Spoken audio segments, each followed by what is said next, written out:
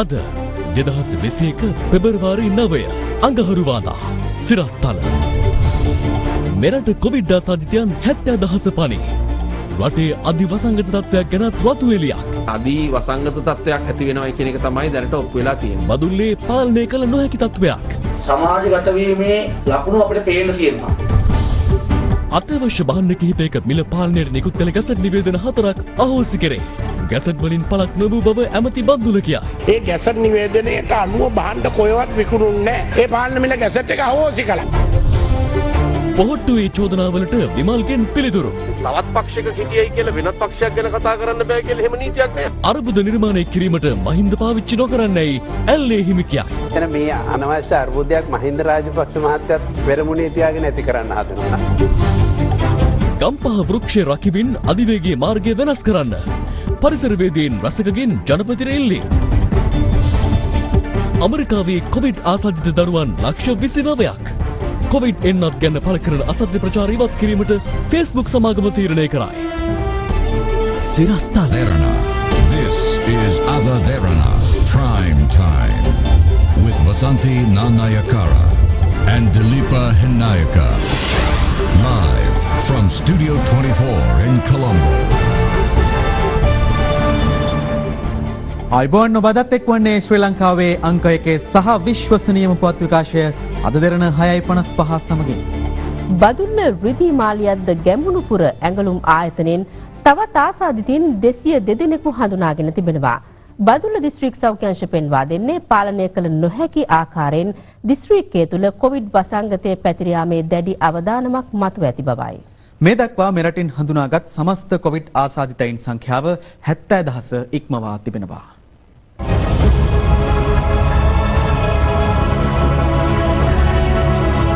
Covid ආසාදිතව මියගිය තවත් පුද්ගලයන් 9 දෙනෙකු සෞඛ්‍ය සේවා අධ්‍යක්ෂ ජනරාල්වරයා ඊයේ තහවුරු කළ අතර කාන්තාවන් 7 දෙනෙකු සහ පිරිමි පුද්ගලයන් 5 දෙනෙකු ඒ අතරට අයත්. ඒ අනුව මේ දක්වා මෙරටින් වාර්තා වී ඇති කොවිඩ් ආසාදිත සමස්ත මරණ සංඛ්‍යාව 365ක් දක්වා ඉහළ ගියා.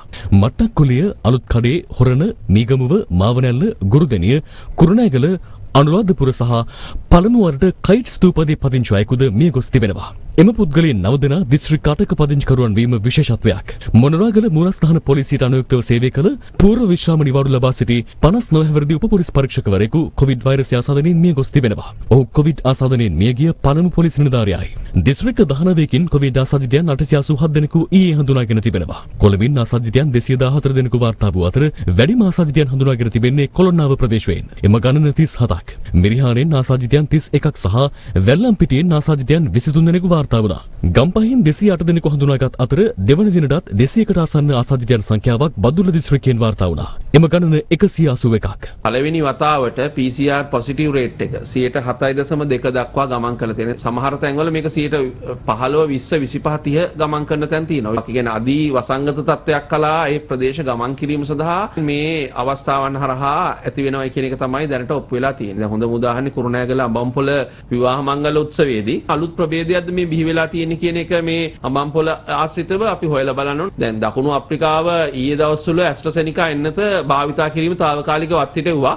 දකුණු අප්‍රිකාවේ වාර්තා වෙච්ච අලුත් ප්‍රභේදයට ඇස්ට්‍රසෙනිකා එන්නතෙන් ඔරොත්තු දීමක් වෙන්නේ නැහැ කියලා. ඒතකොට දැන් අපි දන්නවද දකුණු අප්‍රිකාවේ ප්‍රභේදය අපේ රට ඇතුළට ඇවිල්ලාද කියලා? එහෙම දැනගන්න අපිට පහසුකම් තියනවද? ඒකක්වත් නැහැ. ඒතකොට දැනට අපි ජයවර්ධනපුර රසායනාගාරයට සාම්පල් කිහිපයක් යවලා බැලුවා කියලා රටේම තත්ත්වය පිළිබඳ හරි අවබෝධයක් ලබා ගන්න බෑ.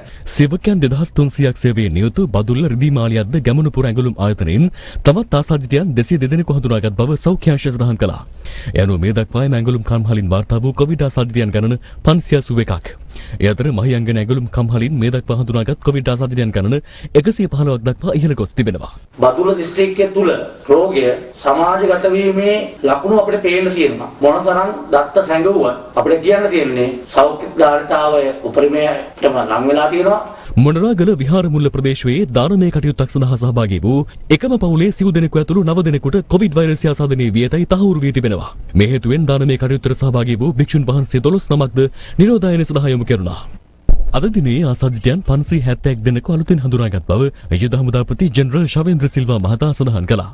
මෙරටින් වාර්තා වූ සමස්ත ආසාදිතයන් ගණන අද වන විට 70000 සීමාව ඉක්මවා ගොස් තිබෙනවා. වෛද්‍ය පර්යේෂණ ආයතනයේ විතරක් මේ වෙනකොට PCR පරීක්ෂණ 5000ක් හෝ 6000කට වැඩි ප්‍රමාණයක් උඩ ගැහිලා තියෙනවා. අනුරාධපුර රෝහලේ මේ වෙනකොට 1500ක වගේ ප්‍රමාණයක් තියෙනවා. බණ්ඩාරනායක ජාත්‍යන්තර ගුවන් තොටුපළේ 1000කට අධික ප්‍රමාණයක් තියෙනවා. අපි පරීක්ෂණය කරන්න ගත කරන වේලාවට වඩා පරීක්ෂණය සඳහා නිදර්ශකය අපිට ලබා දීමටත් කරන ලද වාර්තාව මහ ජනතාව අතරට ලබා දීමටත් කාලය ගත වෙනවා. මේ රසායනාගාර වලට ප්‍රතික්‍රියක ඉල්ලගෙන පස්සෙන් යන්න වෙලා තියෙනවා. ආසාදිතයෝ බවට පත් වෙලා තියෙනවා සමහර වෛද්‍ය රසායනාගාර විද්‍යාඥ වෘත්තිකයෝ. කළමනාකරණය කියන කාරණාව අපිට අතට දෙනවනම් අපි ලෑස්ති අභියෝගේ බාරගන්න. විවාහ මංගල උත්සව ආශ්‍රිතව නව කොවිඩ් පොකුරු ව්‍යාප්ත වීමේ අවදානම සලකා උත්සව ආශ්‍රිත නිරෝධායන නීති දැඩිව ක්‍රියාත්මක කරන බව පොලිසිය පවසනවා. අවසර දී ඇති ප්‍රමාණය ඉක්මවා කිසිම හේතුවක් මත ආරාධිතයින් ගෙන්වා ගන්නට එපා. පෙබරවාරි 14 හඳුන්වන්නේ වැලන්ටයින් දිනය. පොලිසියට වාර්තා වෙනවා මෙම දිනය සැමරීමට අන්තර්ජාලය හරහා විවිධ සාද පැවැත්වීමේ උත්සාහයක් දරන බවට එවැනි සීමාකාරයක සාද සංഭാෂණ සෞඛ්‍ය බලධාරීන්ගේ උපදෙස් නොමැතිව පවත්වනවා නම් ඒ සියලු අය අත්අඩංගුවට ගැනීමට ක්‍රියා කරනු ලබනවා. මේ අතර කොළඹ දිස්ත්‍රික්කයේ පාසල් විවෘත කිරීම සම්බන්ධයෙන් ප්‍රාදේශීය සම්බන්ධීකරණ කමිටු ඉදිරිපත් කරන නිර්දේශ අධ්‍යාපන මන්ත්‍රීවරයා අද පැහැදිලි කළා. කොළඹ දිස්ත්‍රික්කයේ තිබෙන සම්පූර්ණ පාසල් 492න් පාසල් 412 පෙබරවාරි 15 වෙනිදා විවෘත කිරීමට පුළුවන් කියා ප්‍රාදේශීය සම්බන්ධීකරණ කමිටු නිර්දේශ කළා තිබෙනවා. කොළඹ දිස්ත්‍රික්කයේ පිහිටා ඇති අනෙක් පාසල් 80 මාර්තු 15 වෙනිදා අලුත් වාරයේ ආරම්භ වන විට පටන් ගැනීමට අදහස් කරනවා. ඒතර මාර්තු 11 වෙනිදා සාමාන්‍ය පෙළ විභාගයේ අවසන් වුණාම මාර්තු 15 වෙනිදා මුළු දිවයිනේම සියලුම ශ්‍රේණි සඳහා පාසල් විවෘත කිරීමට අපි අදහස් කරනවා.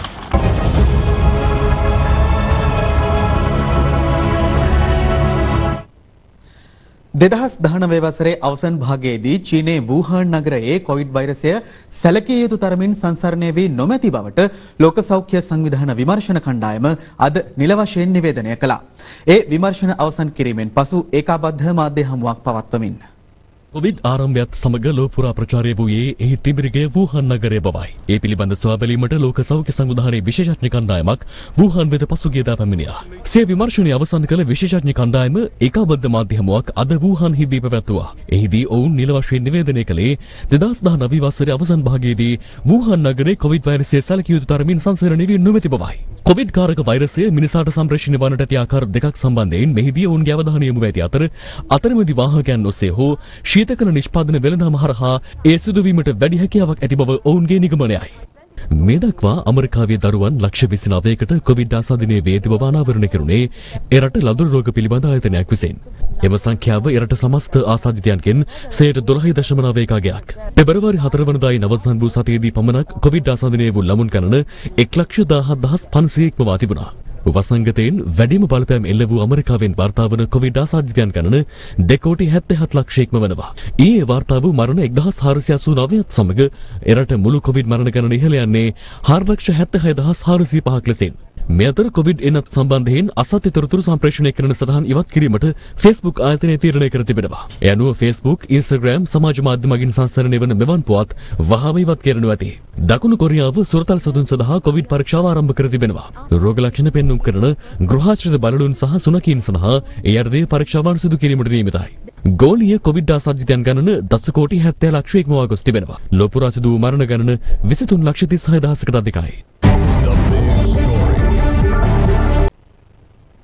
දේශපාලන පක්ෂ සමාජිකයින්ට වෙනත් පක්ෂ පිළිබඳ අදහස් පළ කිරීම සඳහා නිදහස් ආණ්ඩු ක්‍රම ව්‍යවස්ථාවෙන් කිසිදු තහනමක් පනවා නොමැති බව ජාතික නිදහස් පෙරමුණේ නායක අමාත්‍ය විමල් වීරවංශ මහතා පවසනවා.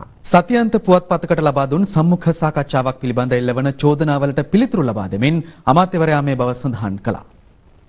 ජනාධිපති ගෝඨාභය රාජපක්ෂ මහතා ජනාධිපති ලේකම් කාර්යාලයට තනි නොකර ඔහුට ශ්‍රී ලංකා පොදුජන පෙරමුණේ නායකත්වය ලබා දිය යුතු බවට ජාතික නිදහස් පෙරමුණේ නායක අමාත්‍ය විමල් වීරවංශ මහතා සතියන්ත පුවත්පතකට ලබා දුන් ප්‍රකාශය ශ්‍රී ලංකා පොදුජන පෙරමුණේ නියෝජිතයන් ඊයේ දැඩි ලෙස විවේචනයට ලක් කළා.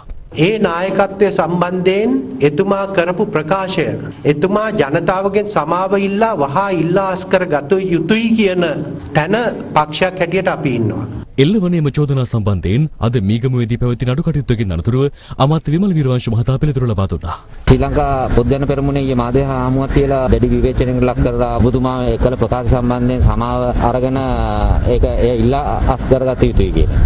2005 ජනාධිපතිවරණයේදී පස්සේ ජනතා විමුක්ති පෙරමුණෙන් ආව විවේචනය පමණ ඉක්මවා කැප වුණා කියලා මහින්ද රාජපක්ෂගේ ජයග්‍රහණයට ඒ 2005 ජනාධිපතිවරණයේදී පමණ ඉක්මවා කැප වෙලා මහින්ද රාජපක්ෂ මැතිතුමාව දිනවන්න කටයුතු කිරීම වරදක් නම් මව ජාතියෙන් සමාව ගන්න ඕනේ. ඒ වගේම යුද්ධය යන වෙලාවේ ජනතා විමුක්ති පෙරමුණ ආණ්ඩුව වටන්න කැස කවනකොට ඒ පිළිබඳව ඇතිවෙච්ච මතභේදවල ප්‍රතිඵලයක් හැටියට ආණ්ඩුවෙන් එළියට ඇවිල්ලා එදා යුද්ධ කරගන්න අවශ්‍ය සහයෝගය දීපු එක වරදක් නම් මම ජාතියෙන් සමාව ගන්න ඕනේ. ඒ වගේම මහින්ද රාජපක්ෂ ජනාධිපතිතුමාගේ පාලනයේ 2015 ජනවාරියට පෙරදෙනකොට පෙරදුනාට පස්සේ නැවත මහින්ද රාජපක්ෂ මැතිතුමාගේ ජයග්‍රාහී ගමනක් ආරම්භ කිරීම සඳහා නුගේගොඩින් පෙබරවාරි 18 මහින්ද සුළඟ ආරම්භ කරන්න පුරෝගාමී වෙච්ච 4-5 දෙනාගෙන් එක්කෙනෙක් වෙච්ච එක වරදක් නම් මං ජාතියෙන් සමාව ගන්න ඕනේ. ඒ වගේම ගෝඨාභය රාජපක්ෂ මැතිතුමාන් ජනාධිපතිවරණ අපේක්ෂකයා විය යුතුයි කියලා කියමින් ඒක යථාර්ථයක් කරගන්න කටයුතු කරපු එක ඒ ජයග්‍රහණයට පුරෝගාමීව දායක වෙච්ච එක වරදක් නම් ජාතියෙන් සමාව ගත යුතුයි. ඔබතුමා ඇයි මේ ශ්‍රී ලංකා පොත්ජන පෙරමුණේ තනතුරු සඳහා කතා කරන්නේ?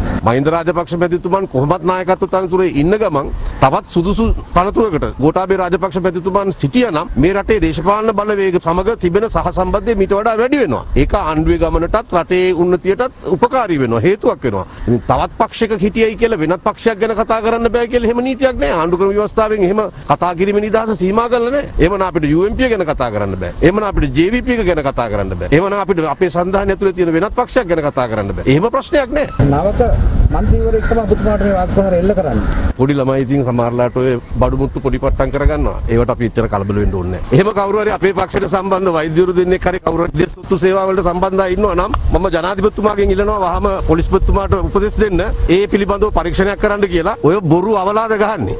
අමාත්‍ය විමල් වීරවංශ මහතා සහ ශ්‍රී ලංකා පොදුජන පෙරමුණ අතර ඇති වී ඇති අර්බුදය සම්බන්ධයෙන් අදත් අදහස් පළ වුණා. විශේෂයෙන්ම නැගෙනහිර පර්යන්තය ලබා දීමේ ගැටලුවේදී ජාත්‍යන්තරයේ විවිධ බලපෑම් රට තුළ සිදු කළා. දේශපාලන වශයෙන් මේ සුළු පක්ෂ නැගෙනහිර පර්යන්තය පිළිබඳ ප්‍රශ්නෙදිත් හැකිතා දුරට එය निराකරණය කර ගැනීම සඳහා මැදිහත් වුණ බව රහසක් නෙවෙයි. අද වෙනකොට පක්ෂ ඇතුලේ පොඩි පොඩි ප්‍රශ්න ඇති කරලා ඒ සමගිය බිඳ දාලා කටයුතු කරන්න ඇතැම් පුද්ගලයන් ඔවුන්ගේ පුද්ගලික න්‍යාය පත්‍ර ක්‍රියාත්මක කිරීමට උත්සාහ ගනිමින් ක්‍රියා කරන බවත් මා පුද්ගලිකව දන්නවා. එතන මේ අනවශ්‍ය අර්බුදයක් මහින්ද රාජපක්ෂ මහත්තයත් පෙරමුණේ තියාගෙන ඇති කරන්න හදනවා. නමුත් එහෙම එතුමාට අබමලක ප්‍රශ්නයක් ඇති වෙන්න අපි ඉඩ දෙන්නේ නැහැ. අනිකුත් අයටත් අපි කියන ඔහුව පාවිච්චි කරන්න එපා අනවශ්‍ය ප්‍රශ්න ඇති කරන්න කියලා. ආණ්ඩුවක වැඩ කරද්දී කැබිනට් මණ්ඩලයක වැඩ කරද්දී කැබිනට් එක ගත්තෝ සාමික තීන්දුව වලට තමුන් වැඩ කරන්න. එහෙම බැරි නම් පුළුවන් අයින් වෙලා ගිහිල්ලා විපක්ෂයේ අලුත් පක්ෂයක් අදාගෙන අලුත් සම්දානයක් අදාගෙන විපක්ෂයට නායකත්වය දෙන්න. පොදුජන පෙරමුණ ආණ්ඩුවක් තියෙන්නේ. ඒකට තමුන්නාන්සලා මුක්කු ගාලා මේකේ ඉන්නේ. ඔව්ව පුළුවන් නම් ආණ්ඩුවෙන් ඉවත් කරන්න කියන එක තමයි අපිට ඉල්ලලා තියෙන්නේ. ප්‍රශ්නයක් ඇති වුණාම පක්ෂයේ තුල සම්දානයේ තුල කතා කරලා තමයි ඒවා විසඳාගත යුත්තේ. ඒවා පිළිබඳව මාධ්‍යයට කතා කිරීමෙන් කොහොමද විසඳුමක් ලබා ගන්න? සාගරකාරී වසම් කියන්නේ පක්ෂයේ මහලේකම්වරයා. ඒක පක්ෂ මහලේකම්වරයාගේ යුතුයකමක් තියෙනවා. ඒ පක්ෂයට යම්කිසි කෙනෙක් විවේචනය කරනකොට ප්‍රතිවිතරයක් ලබා දෙන්න. ඉතින් සාගරකාරී වසම් මහත්තයාගේ වාක්‍යීම යුතුයකම පක්ෂයේ මහලේකම්වරයා හැටියට ඊටවරා කියන එක තමයි අපිට පේන්නේ. අර අපිට මතකයි කුඩා කාලේ අපි සෙල්ලමට දෙකට බෙදලා රණ්ඩු වෙනවා. දැන් ඒ සෙල්ලමට දෙකට බෙදලා රණ්ඩු වෙනවා වගේ තමයි මේ ආණ්ඩුවේ කට්ටියත් කරන්නේ. දැන් අලුත්ම දෙකට බෙදලා රණ්ඩු ඉල්ල තමයි මේ පොට්ටුවේ වැඩට අත දාන්න විමල්ට කිසිම අයිතියක් නැහැ කියලා මේ අලුත් රණ්ඩුවක් පටන් ගන්න තියෙනවා. මේ මොන වෙන මොනාටවත් නෙමෙයි රටේ ඇත්ත ප්‍රශ්න යට ගහන්න. කීරිසම්බා අර්ථාපල් සීනි සහ වියලි මිරිස් යන අත්‍යවශ්‍ය භාණ්ඩවල මිල පාලනය සඳහා නිකුත් කෙරෙනු ගැසට් නිවේදන අහෝසි කිරීමට වෙළඳ අමාත්‍ය බන්දුල ගුණවර්ධන මහතා තීරණය කර තිබෙනවා. අත්‍යවශ්‍ය භාණ්ඩ 27ක මිල ස්ථාවර කිරීමට ගත් තීරණය සමග මෙම ගැසට් නිවේදන අහෝසි කරන බවයි අද පාර්ලිමේන්තුවේදී අමාත්‍යවරයා කියා සිටියේ. මේ පිළිබඳ සහ වතුකම්කරුවන්ගේ දෛනික වැටුප රුපියල් 1000ක් කිරීම සම්බන්ධයෙන්ද අද පාර්ලිමේන්තුවේදී අදහස් පළ වුණා. කලින් තිබුණ ගැසට් නිවේදන ඊයේ දිනේදී කැබිනට් මණ්ඩල තීරණ අනුව සම්පූර්ණයෙන් වෙනස් කරලා තියෙනවා. ඒ ගැසට් නිවේදන තුලින් මේ දරපු උත්සාහය අසාර්ථක වීම නිසා තමයි මේ අලුත් උත්සාහයක් හදලා තියෙන්නේ ඉදිරියේ මේ ගිවිසුම් යටතේ. ගරු කතානායකතුමනි පාර්ලිමේන්තුවට වඩා වැඩි පාලන මිල ගැසට් එක සීනි පාලන මිල 88යි. දැන් ඔබතුමා දෙන්නේ 99ට. වාඩි වෙන්න කිව්ද මම? හැම භාණ්ඩයක්ම මේ වගේ පාලන මිලට වඩා වැඩි. අතිගරු ජනාධිපතිතුමා විසින් මේ ලෝක වෙළඳපොලේ සීනි මිල ඉහළ යන අවස්ථාවේදී ලංකාවේ කවදාක්වත් නැති ලෙස භාණ්ඩ වර්ග 4ක බදු අයින් කළා. අයින් කළා කියන්නේ 725 නාමික බද්දක් විතරක් පැනෙවුවා. සුදු සීනි, ටින් මාළු, ලොකු ලුණු, පරිප්පු කියන භාණ්ඩ වර්ග 4 සඳහා අත්‍යවශ්‍යයි. ඒ පනවල ගැසට් නිවේදනයක් නිකුත් කළාට ඒ ගැසට් නිවේදනයට අනුව භාණ්ඩ කොහෙවත් විකුණුන්නේ නැහැ. සතොස හැර භාණ්ඩේ පාලන මිල 88යි විකුණා දෙන්නේ 99. එහෙම පාලන මිලක් නැහැ. ඒ පාලන මිල ගැසට් එක අහෝසි කළා. මේ ඕනේ ගොනෙකුට යුද්ධ කරනවා වගේ නෙමෙයි. මේක මේ මිනිස්සුන්ගේ බඩු මිල පිළිබඳ යුද්ධයක්. නීතිඥයෙක් විදියට නැගිටලා වැදගත් මහත්යෙක් විදියට කතා කරන්න පුරුදු වෙන්න ඕනේ. රටේ මිනිස්සුන්ට සාහනයක් හම්බ වෙනකොට ඒ ගැසට් නිවේදනේ මං කිව්වා ඒ අහෝසි කළා කියලා. තවත් නැගිටිනවා. ලැජ්ජ නැතු. නීතිඥයන්නේ මොකෙක් හරි මම ඇහුවේ පාලන මිල 88යි මෙතුමා දෙන්නේ 99ට. අයියෝ සුද්ධ සිංහලෙන් මම වැදගත් මහත්යෙක්ට කියන විදියට කිව්වා. ඒ ගැසට් නිවේදනේ අහෝසි කළා තියෙනවා කියලා. 89 අපිත් එක්ක පාර්ලිමේන්තුව ආපු මිනිස්සයා. මං හිතුවේ නෑ මෙහෙම බබෙක් වගේ වෙයි කියලා. මේ 10 පොරොන්දුව පිටුපස හැංගිච්ච රහසක් තිබෙනවා. එදා 750ක මූලික වැටුපට වසරක 365 දවසෙන් දින 300ක් අනිවාර්යෙන්ම වැඩ ලබා දීමට ඒ හැම වතු සමාගම සාමූහික ගිවිසුම හරහා එකඟතාවයකට අවිල්ලා තිබුණා. 2,25,000ක් වසරකට එක කම්කරුවෙකුට ලැබෙනවා. දැන් මේ 1000ක දීමනාව පරිපාලක සභාවත් එක්ක එකඟ වෙලා ලබා දෙන්නට කටයුතු කරන්නේ දින කීයකටද?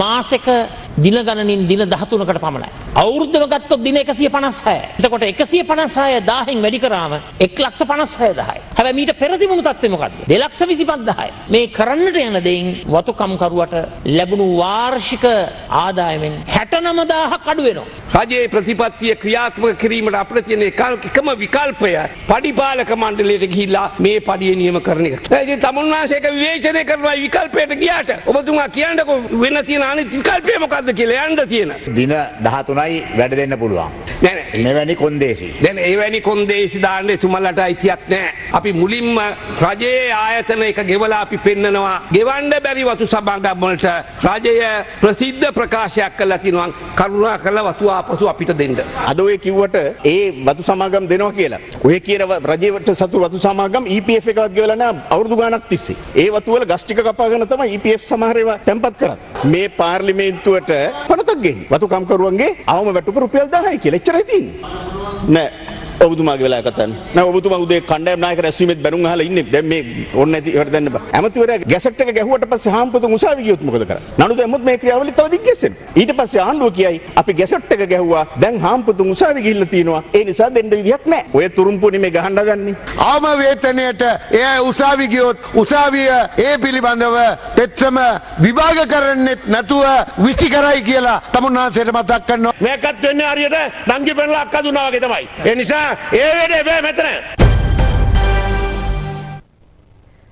විශ්වවිද්‍යාල ප්‍රවේශය අපේක්ෂිත සිසුන්ට සහන ගෙවීමේ ක්‍රමයට ලැප්ටොප් පරිගණක ප්‍රදානය කිරීමේ වැඩසටහන ජනාධිපති ගෝඨාභය රාජපක්ෂ මහතාගේ ප්‍රධානත්වයෙන් අද ආරම්භ වුණා. ඒ ජනාධිපති කාර්යාලයේදී අධ්‍යාපන ක්‍රමය වර්තමාන අවශ්‍යතා අනුව ඩිජිටල්කරණය පිණිස සෞභාග්‍යයේ දැක්මේ අපේක්ෂාව පරිදි විශ්වවිද්‍යාල ප්‍රතිපාදන කොමිෂන් සභාව මහජන බැංකුවේ අනුග්‍රහයෙන් මෙම වැඩසටහන සැලසුම් කර තිබෙනවා. මහජන බැංකුව ව්‍යාපෘතියට වෙන් කර ඇති මුදල රුපියල් බිලියන 3ක්. අන්තර්ජාල සම්බන්ධතාව මෘදුකාංග පැකේජය සහ වසර 4ක වගකීමක් සහිතව ලැප්ටොප් පරිගණක පිරිනැමන අතර පරිගණකයක වටිනාකම රුපියල් 80000ක් වනවා. රැකියාවක් ලැබීමෙන් පසු මුළු වටිනාකම වසර 6කින් ගෙවා නිම කිරීමට හැකිවන පරිදි ණය පිරිනැමෙනවා. ශිෂ්‍ය කාලය තුල මාසකට ගෙවිය යුතු මුදල රුපියල් 500ක්. 2021 වසර සඳහා විශ්වවිද්‍යාලයට පිවිසෙන නවක ශිෂ්‍ය ශිෂ්‍යාවන් 6 දෙනෙකුට වැඩසටහන සංකේතවත් කරමින් නිවි බාර දීම ජනාධිපතිවරයා තින් සිදු කෙරුණා. පාස්කු ඉරුදින ත්‍රස්ත ප්‍රහාරය සම්බන්ධයෙන් මෙතෙක් සිදු කරන ලද විමර්ශනවල අඩුපාඩු පෙන්වමින් නීතිපතිවරයා විසින් පොලිස්පතිවරයාට පිටු 30කින් යුත් උපදෙස් මාලාවක් යොමු කර තිබෙනවා.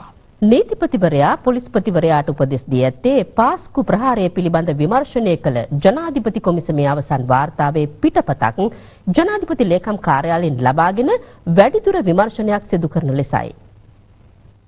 2019 අප්‍රේල් 21 වන දින සිදු කරන ලද ස්වයං ඝාතක ප්‍රහාරයන් සහ ඊට අනුබද්ධිත අනිකුත් සිද්ධීන් සම්බන්ධයෙන් දැනට ගරු නීතිපතිතුමා වෙත ඉදිරිපත් කර තිබෙන විමර්ශන ගොනුවල අඩංගු සාක්ෂි සහ අනිකුත් ලේඛන සියල්ල සලකා බැලීමෙන් අනතුරුව එකී විමර්ශන ගොනුවල අඩුපාඩු සඳහන් කරමින් පිටු 30කින් යුත් උපදෙස් මාලාවක් ගරු නීතිපතිතුමා විසින් පොලිස්පතිවරයා වෙත අද දින ලබා දීමක් සිදු කළා. එම විමර්ශනයන් සිදු කිරීමේදී පාස්කු ප්‍රහාරයට අදාළ ජනාධිපති පරීක්ෂණ කොමිෂන් සභාවේ වාර්තාවේ පිටපතක් ජනාධිපති ලේකම්තුමාගෙන් ඉල්ලීමක් කර ලබා ගැනීමෙන් අනතුරුව එම වාර්තාවෙන් අනාවරණය වී ඇති වැඩිදුර සාක්ෂි සහ කරුණු වේ නම් ඒ සම්බන්ධයෙන් සුදුසු වැඩිදුර විමර්ශනයන් සිදු කර අදාළ සාක්ෂිකරුවන්ගේ ප්‍රකාශ හෝ වැඩිදුර ප්‍රකාශ සහ වෙනත් සාක්ෂි ලබා ගැනීමට කටයුතු කරන ලෙසට ගරු නීතිපතිතුමා විසින් පොලිස්පතිවරයාට වැඩි දුරටත් උපදෙස් ලබා දීමක් සිදු කළා. පාස්කු ප්‍රහාරයට අදාළ නඩු කටයුතු පමාවීම වැළැක්වීම සඳහා මෙම ලිපිය ලැබී දින 14ක් ඇතුළත එම උපදෙස් මාලාවේ සඳහන් සියලුම කරුණු සම්බන්ධයෙන් නීතිපති දෙපාර්තමේන්තුව වෙත නොපමාව කරුණු වාර්තා කළ යුතු බවට වැඩි දුරටත් ගරු නීතිපතිතුමා විසින් අවධාරණය කර සිටියා. මේ අතර පාස්කු ඉරුදින ත්‍රස්ත ප්‍රහාර මාලාව සම්බන්ධයෙන් විමර්ශනය කළ ජනාධිපති කොමිසමේ අවසන් වාර්තාව පිළිබඳ සාකච්ඡා කිරීමට ඉදිරියේදී විශේෂ කැබිනට් රැස්වීමක් ඇන්වන බව කැබිනට් ප්‍රකාශක අමාත්‍ය කෙහෙලිය රඹුක්කැල්ල මහතා අද පැවසුවා. පාස්කු ප්‍රහාරය පිළිබඳ ජනාධිපති කොමිසමේ වාර්තාව පසුගියදා ඉදිරිපත් වුණා. ඒක කැබිනට් මණ්ඩලයේ ඉදිරිපත් වෙලා සාකච්ඡා කරාද ඒක නිර්දේශ ක්‍රියාත්මක කිරීම සම්බන්ධයෙන් මේ වාර්තාව පාර්ලිමේන්තුවේ ඉදිරිපත් කිරීමට දැන් පියවරක් තියනවාද?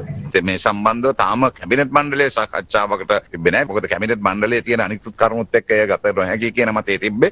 ඒකට විශේෂ දිනයක් අද හෙටම නම් කරන්න බලාපොරොත්තු වෙනවා. ඔව් අමාත්‍යවරණි මේ කමිෂන් එක යන වෙලාවේ කතා වුණා මේ ප්‍රහාරයට සම්බන්ධ සාරා කියලා. මේ කාන්තාව ඉවෙන්ට් එක ගෙන්වා ගැනීම සම්බන්ධයෙන් මේ වෙනකොට අවධානය යොමු වෙලා තියෙනවද රජයේ නිරන්තරයෙන් මේ සාමාන්‍යයෙන් වට එකින් එකට කරුණු කියන්න අපහසුයි. මේ සම්බන්ධව අරගෙන තියෙන වාර්තාව ඉදිරිපත් කරාට පසුව සුබ තීන්දුව ගැනීමට පසුබට වෙන්නේ නැහැ.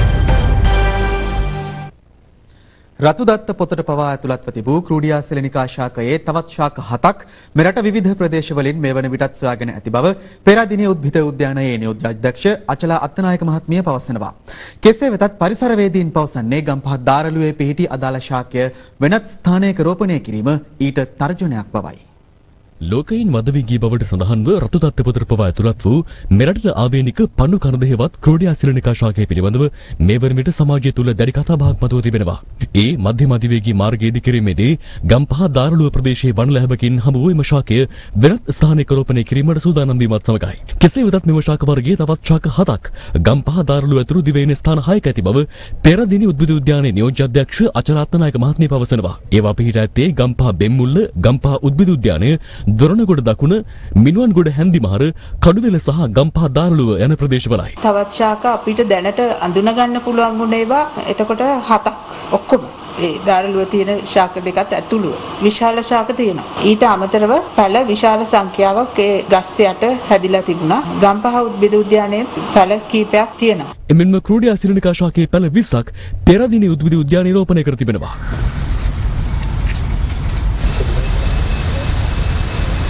මේ අතර අද දෙරණ බිග් ෆෝකස් වැඩසටහනේදී අවධානය යොමුනේ මේ පිළිබඳවයි. ශාකය කියන එක මේක අපේ රටේ එක ශාකයයි තියෙන්නේ කම නෑ. දැන් මේ පැල ගොඩක් තියෙනවා. හැමතැනම ගෙනිලා හිටෝලා තියෙනවා. ඒ හින්දා වැළලෙන්න හදන්න එපා මේ පොඩි පැල ගොඩක් තව හිටෝලා තියෙන්නේ කියලා. දැන් මේක එහෙම සරල ලඝු කරන්න පුළුවන් කාරණයක්.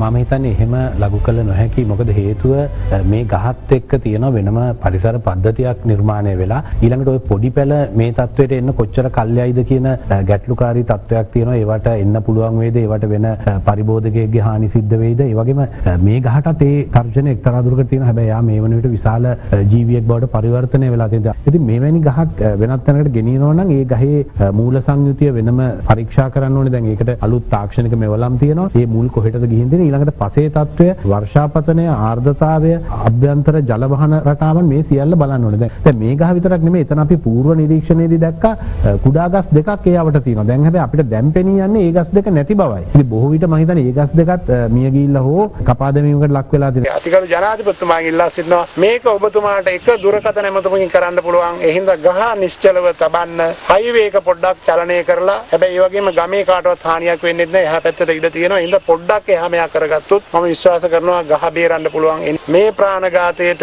ඔබතුමා ඇතුළු අපි කිසි කෙනෙක් හවුල් නොවි මේ ගහ බේර ගන්න කටයුතු කරමු. පරිසර අමාත්‍යාංශ ලේකම්වරයාද අද ගම්පහ දාරුලට පැමිණ ක්‍රෝඩයාසනික ශාකය පරීක්ෂා කළා. මේ තොරතුරු සියල්ල නිරීක්ෂණය කළා. නිරීක්ෂණය ගන්නව හොඳම පියවර අපි ගන්නවා. ත්‍යානුකූලවත් බලනවා. සාක්ෂි විසින් බලනවා. පරිපාලන කළමනාකරණ බලනවා. විශේෂයෙන් පාරිසරික බලනවා. එතකොට මේක ගහ මෙතන සම්පූර්ණ ඉවත් කිරීමක් කරනවද? ඒකනේ මම කිව්වේ තාම තීරණය කළේ නැහැ කියලා. අපේ නිගමනය අපි දුන්නාට පස්සේ මේක රජය තීරණය කරා. මේ අතර අද පාර්ලිමේන්තුවේදීද මෙම ශාකය සම්බන්ධයෙන් අවධානය යොමු වුණා.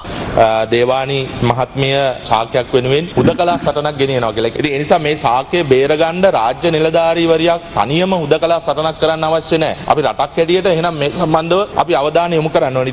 මේ ශාකය ආරක්ෂා කර ගැනීම සඳහා අමාත්‍යාංශ පැත්තෙන් මැදිහත් වීමක් කරන්න බැරි ඇයි කියලා. නිලධාරිනිය දන්නේ නැතුව කටයුතු කරනවා හුදකලා සටනක් ගෙනියනවා කියලා පෙන්වන්න උත්සාහ ගන්නවා. ඒ නිසා පෞද්ගලිකව ප්‍රතිරූප ගොඩනගා ගැනීම සඳහා උම්මත්තක විදියට කටයුතු කරන අය ඉන්නව නැතුව නෙවෙයි. නමුත් මේ පිළිබඳව විශේෂ අවධානය යොමු කරමින් කටයුතු කරන්න අපි සූදානම්යි. ඊ타ත්ම විශිෂ්ට උත්තුංග ක්‍රියාවක් ඉෂ්ට කර පරිසර ශාස්ත්‍රයේ නිලධාරීවරයෙකුට අපහාසාත්මකව මේ සභාවේදී කතා වුණා. දුර්ලභ ගණේ ශාක වර්ගයක් වල ක්‍රුඩියා zelenica මේක රතු ලයිස්ට් තිබෙනවා. මේ දේවානි මැතිනිය තමයි තනි බලය උපයෝගී කරගෙන මේ ශාකය සුරක්ෂා කරන්නට තීන්දුව කරේ. මේ ප්‍රශ්නය මතු කරපු දේවානි මැතිනියට අපහාස කරමින් මේ සභාගර්භයේ මහජන මන්ත්‍රීවරු කතා කළා. එතුමියගේ රාජකාරී ඉෂ්ට කළා.